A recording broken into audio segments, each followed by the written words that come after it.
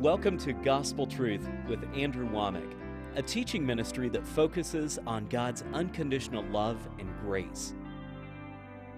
And now, here's Andrew. Welcome to our Friday's broadcast of the Gospel Truth. Today I'm at the end of my second week of teaching on how to receive God's best. And I tell you, I've already covered a lot of really important things. This is a 5-part series. It's a brand new teaching I have out. We're now into the second teaching entitled Crisis and Miracles. In the first teaching on this set, I basically just talked about that you've got to, first of all, believe for God's best. Set that as a goal in order to receive it. It doesn't happen accidentally, automatically. You've got to pursue it to receive. So I talked about that. And then yesterday I started talking about that there are two major ways that God has of meeting our needs. One is through a blessing. The other one is through a miracle. And I spent a lot of time yesterday kind of giving definitions because these words are used by different people to mean different things.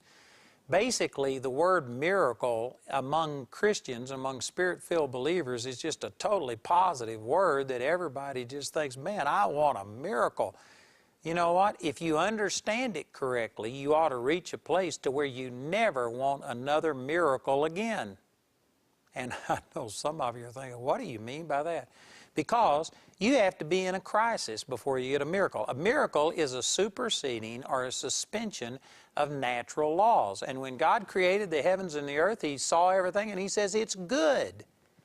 We didn't need miracles. If man hadn't have rebelled at God and started corruption in this earth, which allowed things like sickness, disease, poverty, animals coming against us, and all of these things. If we didn't live in a fallen world, there would be zero need for a miracle because God created this earth to be a positive, friendly environment, and all of our needs would have just been supernaturally met by the blessing of God, but not by a miracle. A miracle is where you are in such crisis situation that God has to suspend or supersede a natural law to meet your need. And there are examples of it happening. For instance, Joshua commanded the sun to stand still, and it stood still for nearly a day. You know what? I can't wrap my brain around that.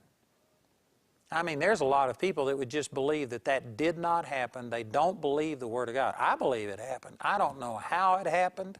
I don't know if the Lord made it just look like the sun stood still from our perspective. I don't know if it was actual. I mean, if the world just stopped, or did the sun stop? You know, if the earth stopped, it seems like that all of the seas on the face of the earth, there would have been a huge tidal wave that we would have flown off into space. I mean, I don't know how God did that, but that was a miracle. That is absolutely abnormal to all of the natural laws that God created, and I believe it happened. I believe Peter walked on water. I believe those Hebrew children were thrown into a burning furnace, and it didn't hurt them. They didn't even have the smell of smoke on them. All of those things are miracles, but they are abnormal. You can't just sit there, and because Shadrach, Meshach, and Abednego went through the fiery furnace, you can't just stick your hand into a fire and expect it not to happen. There could be a miracle happen for you, but it's going to be the exception rather than the rule. The vast majority of the time, you're going to be burnt if you do that. If you try and walk on water, if you just jump off of a boat someplace and think, I can walk on water because Peter did it, you're going to sink to the bottom unless there's some crisis situation that demands such a thing as that. See, God is hesitant to dole out miracles. Miracles are for people in crisis situation. And if you are going to live from miracle to miracle, you're going to live from crisis to crisis. And this is what happens to a lot of people. They don't cooperate with the laws that God created about if you don't work, don't eat, that you put your hand unto something and it's blessed. You work, you plant a seed, and then it produces 100-fold, and you eat part and plant part. See, all of those are the laws that govern how blessings work, and you have to cooperate with them. It takes effort and it takes time for a blessing to work. But a lot of people just will ignore that. They're out goofing around. They don't work a job, or maybe they're high on dope, or they're drinking, or whatever the reason. There are people that don't work, and they get into a crisis situation, then if they know God, will they believe God? And God does come through and supply their need. But you know what? It was just an exception. It was a temporary thing, and next month you're going to be in the same situation. And I can say this with a lot of confidence because I lived there for a period of time. When Jamie and I first got married, I'm not going to blame anybody else for this, but I did hear people teach that if you are called to the ministry, you are backsliding on God, you're sinning against God if you work a job. If you are called to the ministry, you should be living full-time of the ministry. So I heard people say that, and I embraced it 100%. And I was young when Jamie and I got married. I was 23. And you know what? I was able to work, and I had always worked hard. Matter of fact, I was pouring cement for a living, which is a very hard job, when Jamie and I got married. And I mean, within just a month or so of us getting married, I decided that it was time for me to go full-time in the ministry, and I quit pouring cement. I would not work a job. I was going to trust God for my needs. Matter of fact, this will show you how stupid I was. And I'm not, you know, I'm just being honest with you. It's embarrassing to tell these things. But, you know, I haven't gone out and lived in sin like some people have done, but I've done a lot of really stupid stuff because I was taught wrong through religion. And I had about $5,000 in savings when Jamie and I got married. Within a month of us getting married, I went and took all $5,000 out in $100 bills, and I just started giving them away. I gave them away to strangers, people I'd never seen, in a 7-Eleven store. I walk up and give them a $100 bill. I just couldn't wait to get out to where we were on faith, and we didn't have any personal resources, and God was going to supply miraculously. I tell you what, that is dumb to the second power. That is dumb. Amen. But that's what I did. And I didn't work a job, and Jamie and I struggled. We had a $100 a month rent. We lived in the Kingsley Place apartments in Dallas, Texas. And we had $100 a month rent. And did you know that the first 12 months that Jamie and I were married, our total income that we filed an income tax return on was $1,253 and something cents. How do you live for a year with a $100 a month rent that didn't include utilities, that didn't include food, that didn't include gas? How do you do that?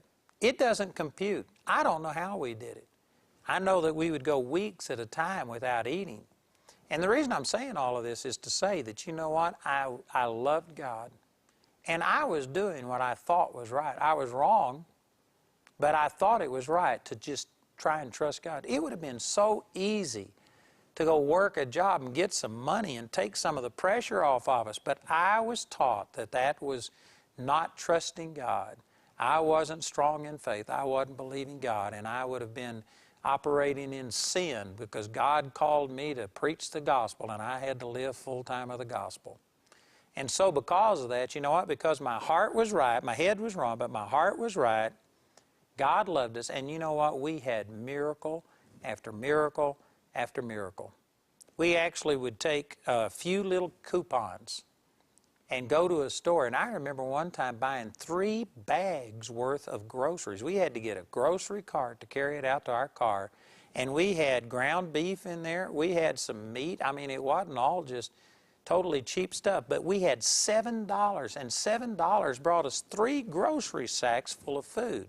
Now, I'm aware that that was a long time ago, and some of you think, well, that's the difference in inflation. But even back then, that was a lot. I mean, it was a miracle. There was no way that that could happen. I don't know how it happened. We went home and tried to figure it out, and it didn't compute. We would just have God multiply things. We've had food multiply. We've had God just supernaturally sustain us. We would have the doorbell ring, and we would open the door, and nobody was there, and yet food was there in a box or something. And I could go on and on and on and tell you. I mean, we just had God miraculously come through. But it was always from crisis to crisis to crisis because I wasn't cooperating with the natural laws that governed the blessing of God. I couldn't receive my needs through a blessing. God said He would bless what I set my hand unto. I wasn't setting my hand to anything. I wasn't working because I thought that that was wrong for a minister to go work a secular job. That was totally stupid. But that's where I was, and because of it, I couldn't receive my supply by God blessing the work of my hand because I wasn't doing anything. And this is back when we just barely got started in ministry. We were having Bible studies 5 nights a week, but we only had maybe 2 to 3 people coming on average. Sometimes, I think the largest crowd we ever had was 12. And I did that for 2 years. And you know what? The Scripture says in 1 Corinthians chapter 9 that if you preach the gospel, you should live of the gospel. Well, I came to realize that that means you live of the gospel proportional to how you're preaching the gospel. When you're ministering to 2 people a week, 3 people a week, you shouldn't expect to live full-time of the gospel. When you get to where you are living full-time, and for you to go work a secular job would actually take away from your ability to minister, then I believe you can expect to receive a full living off of your thing. But if you're ministering to 2 people in a Bible study or something like that, you should not expect to live full-time of the gospel. I didn't understand that, and because I wasn't operating within the confines of the natural laws that God created, I couldn't receive the blessing of God on my finances. I had to have a miracle because I was in crisis constantly. And I saw the Lord come through miraculously time after time after time. And you know, when the Lord was first showing me this about the difference between a blessing and a miracle, I remember that Jamie and I were in the process of building our very first house.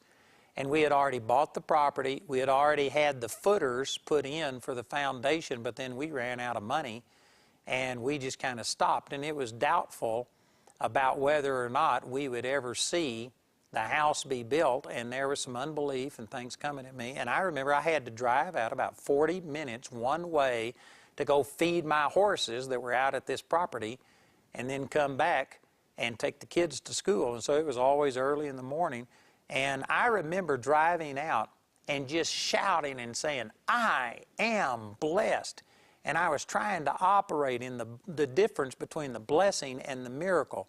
And I was now cooperating and understanding that you have to set your hand unto something. And I had been believing God. And anyway, it's a long story, but my point is that as I was doing this, I just got to thinking about the difference between a blessing and a miracle. And I said, Lord, when Jamie and I first got married, we would have to get up in the morning and pray and ask God for food, because if we didn't receive a miracle, we wouldn't eat that day. And there's lots of days we didn't eat. We would go a week at a time. Even when Jamie was 8 months pregnant, we were missing meals because we didn't have food.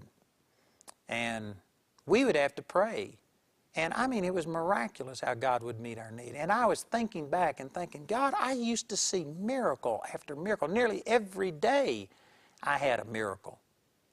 And as I was thinking about this, the Lord just spoke to me and He says, well, do you want to go back to those days where you have to pray every morning in order to eat, or would you rather be in the situation you're in where you're so blessed that if you're hungry, go to the refrigerator, go to the cabinet and get you something to eat? Would you rather be operating under the blessing, or would you rather be in a miracle to where you just have to pray and believe and do all of these things to receive? I said, no contest. Man, I'd rather be walking in the blessing of God. It used to be that we had to have miracles to survive in the ministry.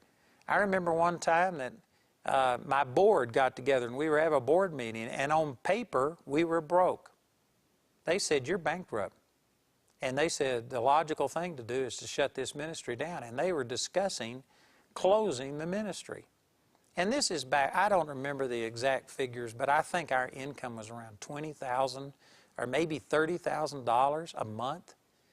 And we were just struggling, and we probably had $60,000. It was at least 3 or 4 months worth of debt and no way of paying it back. We had bill collectors on us, collection agencies. We had a lot of problems in the beginning of this ministry. And the board just basically said, we're going to have to shut it down. Close the lights. Turn off the lights. Party's over. You're failed. And I remember that nobody wanted to do it, and so we just decided we'd pray. And we were just praying and saying, God, we know that you've established this ministry. I know you've called me to the ministry. What do we do? And we just asked God. We were in a crisis, and we asked God for a miracle. And while we were praying, my mother called. She was the one that opened our mail at that time. And we had just gotten a check from a church that I have never been to before or since. I've never been there. And this church just sent me a $60,000 check, which at the time, that was at least 3 months. It might have been 4 or 5 months worth of income. It was just absolutely miraculous. I didn't minister there. This wasn't in payment for anything. It was just supernatural provision.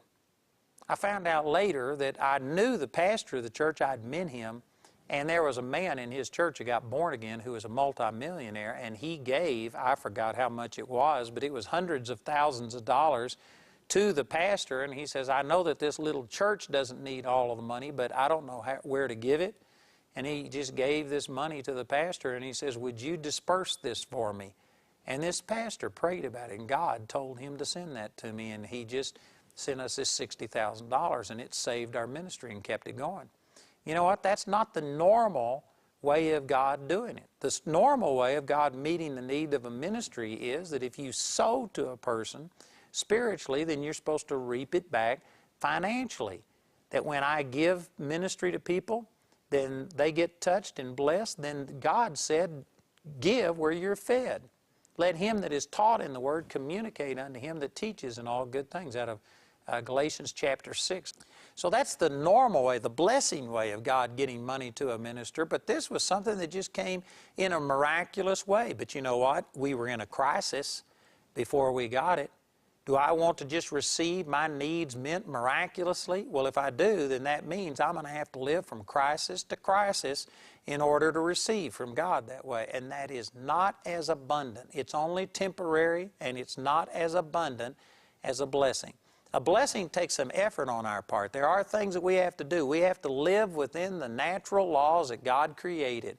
But once you start the flow of a blessing, it cannot be stopped. It is abundant, it's eternal, and it will prevent a crisis instead of cause a crisis. Boy, that's big. And so my own testimony is that when I started, I lived from crisis to crisis. God provided me with many miracles. And you know, now it has been a long time. I couldn't even tell you the last time that I just had a miraculous provision come in. The way that God has been meeting my needs now for decades, I'd say probably 3 decades or more, is just I've learned how the kingdom works. I've learned laws that govern prosperity. I've learned to give. If I ever come into a financial problem, you can ask some of my staff. We've come into things where we need finances, and you know what I'll do? I'll take some of my teaching, I'll place CDs, and I'll just send them out to people. I'll give. I'll start sowing seed. See, this is part of the blessing. Give, and it shall be given unto you. And so I've learned how the blessing works, and I'll go to sowing seed and wait a period of time, and it'll come back through a blessing. But it has been decades since I've just been in a crisis situation where if God didn't intervene, by nightfall, we were going to be done.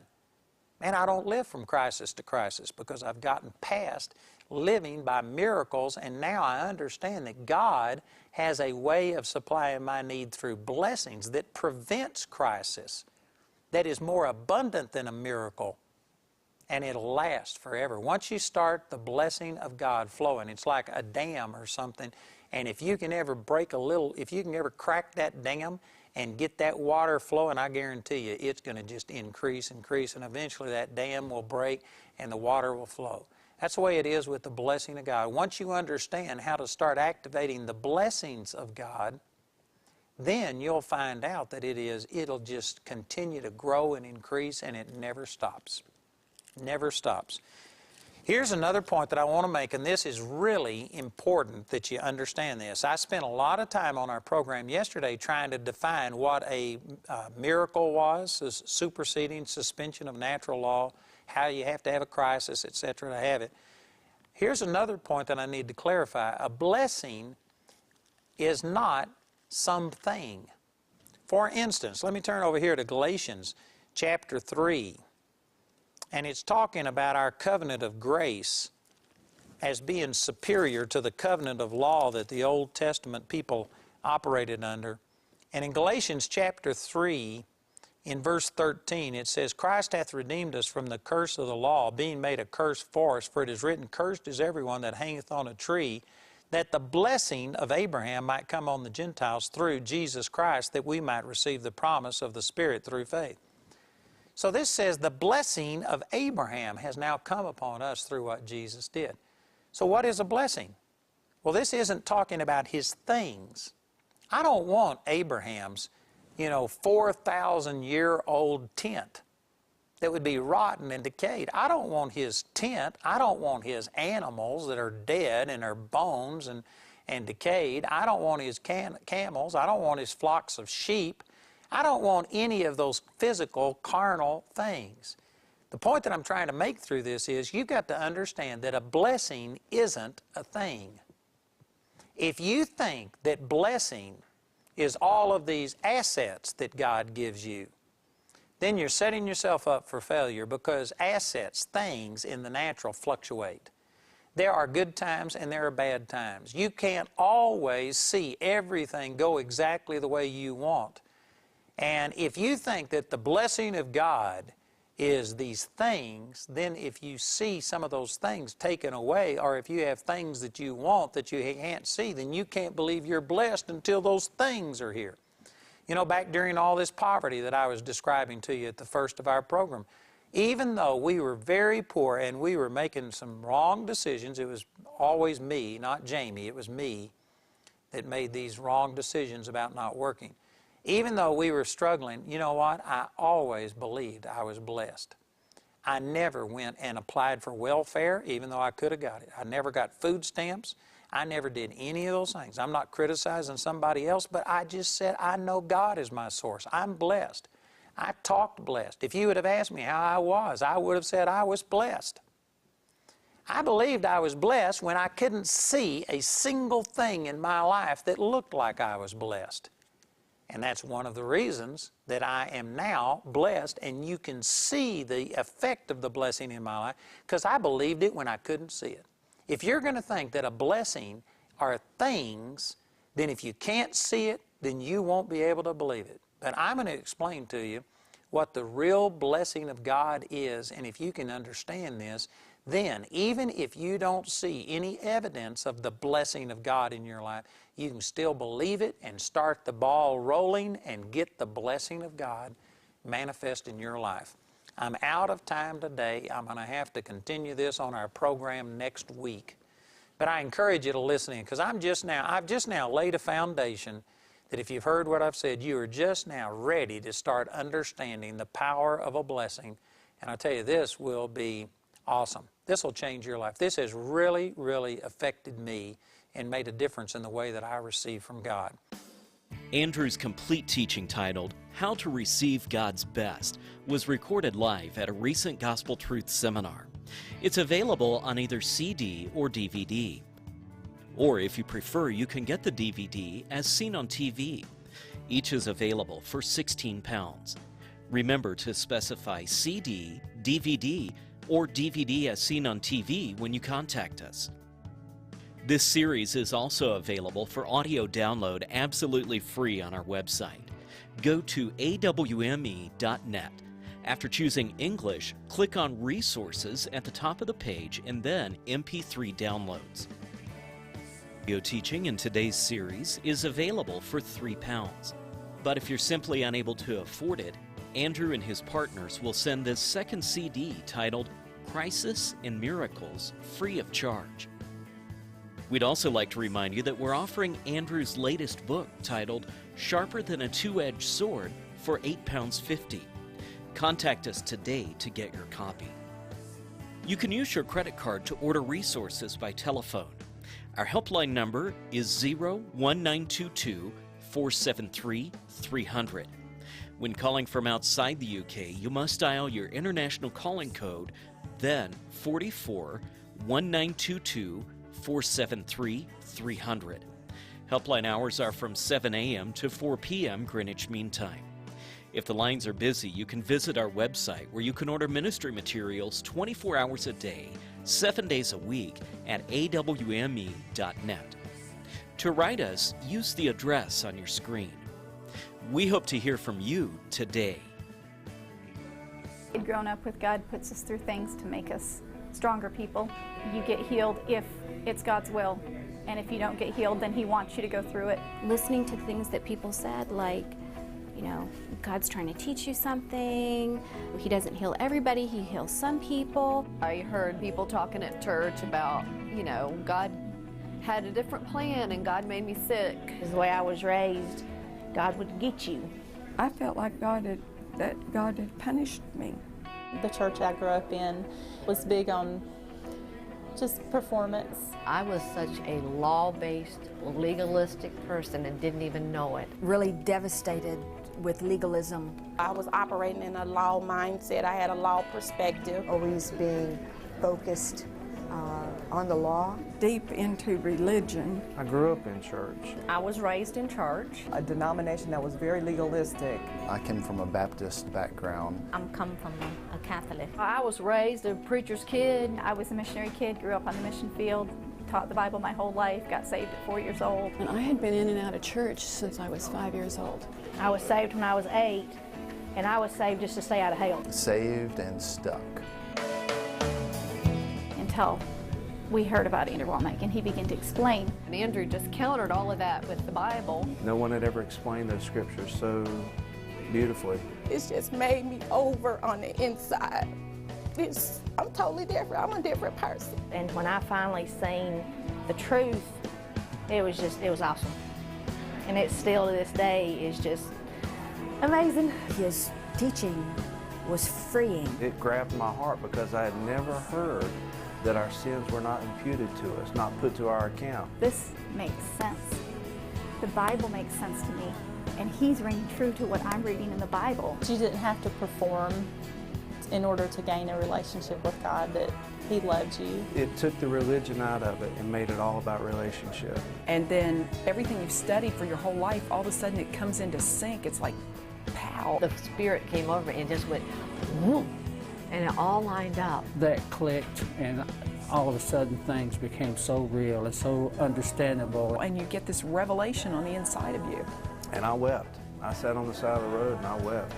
All of a sudden, the Bible made sense. And now I live in the blessings of God. My life just changed, and it changed for the better. Life has just gotten better and better. Life is good when you have hope. And God is just good. We have a life now that we've never had before in every area. What I found was victory, where we didn't have any before. I really am grateful that he submitted to the Lord because I'm reaping the results of it.